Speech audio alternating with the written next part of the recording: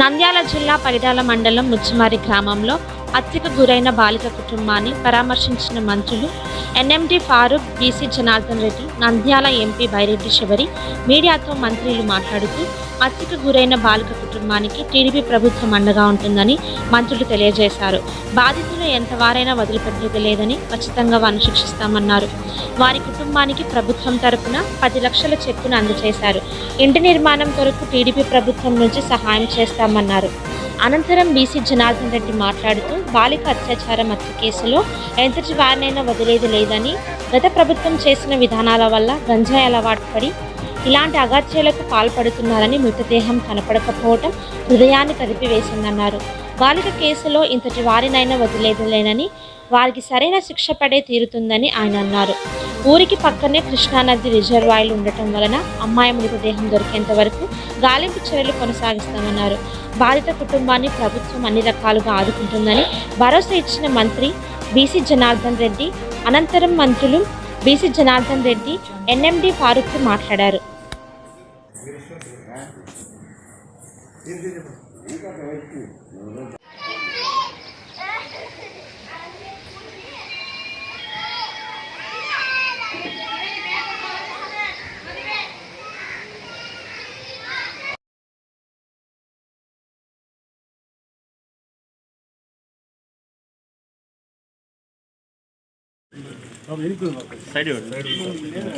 నమస్తే.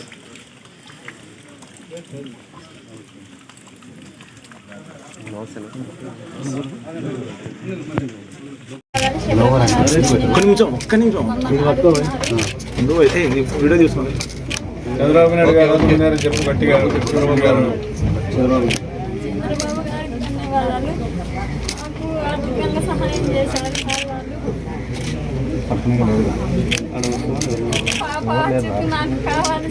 తీసుకోబోయే తీసుకో చూద్దాం ప్లీజ్ చూద్దండి కొంచెం.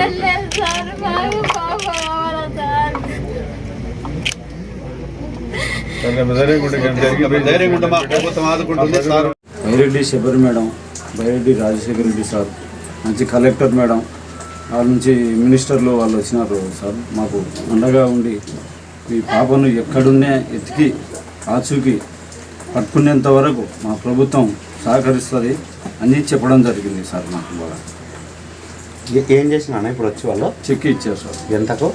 10 లక్షలేమో ఇచ్చారు సార్. ఇంకా చెక్ ఇచ్చారు, నీకు అండగా ఉంటాం బాగా వెనక అని చెప్పడం. మామూలుగా మీరు డిమాండ్ అప్పుడు పొలము సమాజంలో ఇప్పుడు జరుగుతున్నటువంటి విషయాలు, గత ప్రభుత్వంలో ఏదైతే గంజాయి అలవాటు పడి చాలా మంది పిల్లలు కూడా గంజాయి ఎక్కువగా అందరి దృష్టికి కూడా వచ్చింది. ఏదేమైనా గత ప్రభుత్వంలో చేసేటువంటి గంజాయి వ్యాపారం కావచ్చు, ఇంకొకటి కావచ్చు, ఇది జరగకూడని విధంగా జరగడం జరిగింది. ఎవరైతే చేసిన పాపాలు వాళ్ళకు వదిలిపెట్టరు, ఖచ్చితంగా ప్రభుత్వం శిక్షిస్తుంది. వారికి తగిన శిక్ష ఇచ్చి వేస్తేనే భవిష్యత్తులో కూడా ఎవరైనా ఇటువంటి కార్యక్రమాలు కానీ పోవాలంటే కూడా భయపడే విధంగా శిక్షలు కూడా చేయాలనేటువంటిది మా ముఖ్యమంత్రి గారు కూడా ఆలోచన చేస్తూ ఉన్నారు. ముఖ్యంగా ఈ కుటుంబాన్ని ఆదుకోవాలి. ఈ యొక్క తల్లి ఆవేదన, తండ్రి ఆవేదన, ఇంకా 2 పిల్లలు చూస్తుంటే హృదయం కలిచివేస్తూ ఉంది. ఏంటి సమాజంలో ఈ విధంగా ఇంత చిన్న పిల్లల మీద ఈ విధంగా జరుగుతూ ఉన్నాయా? అది జరిగిన విధానమే కాకుండా ఆ యొక్క బాడీని కూడా లేకుండా తల్లిదండ్రులకు అక్కడ చూపు కూడా లేకుండా చేయడం అనేది చాలా దుర్మార్గం. దీని వెనక ఎంత పెద్దగా ఉన్నటువంటి ఎటువంటి వాళ్ళైనా, ఎవరైనా, కొత్తగా వచ్చినటువంటి ఎస్పీ గారు వచ్చారు, కలెక్టర్ గారు వచ్చారు, దీంట్లో న్యాయం చేస్తాము. ఆ బాడీ కోసం ఇంకా వెతుకుతా ఉన్నాం. ఇక్కడ జరిగేది ఏంటంటే ఈ చుట్టుపక్కనే రిజర్వాయర్ ఇవన్నీ ఉండడం వల్ల దాంతో మనకు ఇక్కడ సేవలు కూడా చేయడానికి కూడా పోలీసు వారు ఎన్ని కష్టాలు పడుతున్నా ఎన్ని పట్టినా ఆ బాడీ ఆచూకీ దొరకడం లేదు. ప్రయత్నం అయితే ఆగదు.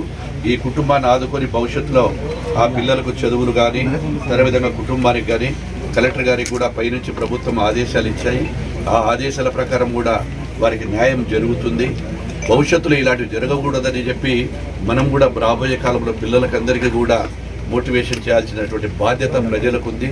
ప్రింట్ మీడియా వారికి కూడా బాధ్యతలు ఉన్నాయి. చాలామంది కొన్ని పత్రికలు రాశారు, ఏదో ఇక్కడ రాలేదు, వారు రాలేదు అని.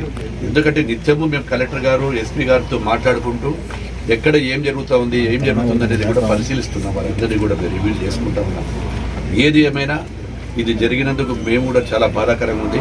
అన్ని విధాల ప్రభుత్వము మా గౌరవనీయులైనటువంటి ముఖ్యమంత్రి నారా చంద్రబాబు నాయుడు గారు కూడా వారికి ఒక సందేశాన్ని ఇచ్చారు. వారికి ఆ సందేశాన్ని కూడా చెప్పడం జరిగింది.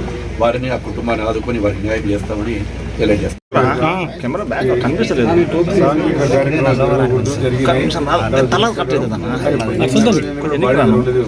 ఎందుకంటే పక్కనే కృష్ణా రివర్ ఉంది కాబట్టి మనం చాలా సంఘటనలు జరిగినాయి గతంలో కూడా.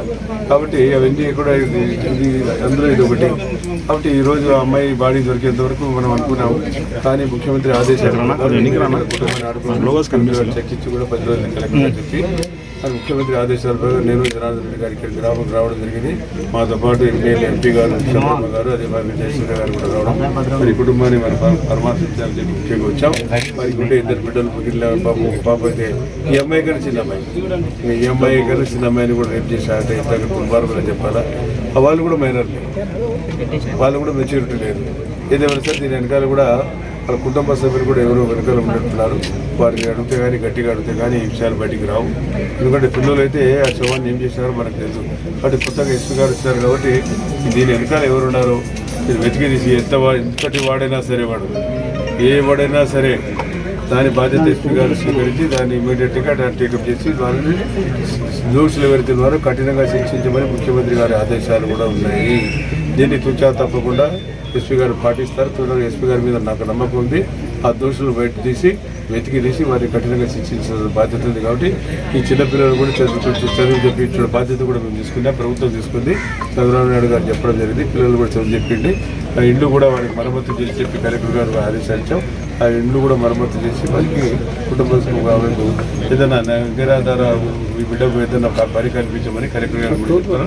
కుటుంబ పోషణ కోసం వారు కూడా ఆదుకోవడానికి కూడా ప్రభుత్వం ముందుకు వచ్చిందని చెప్పి తెలియజేస్తాము.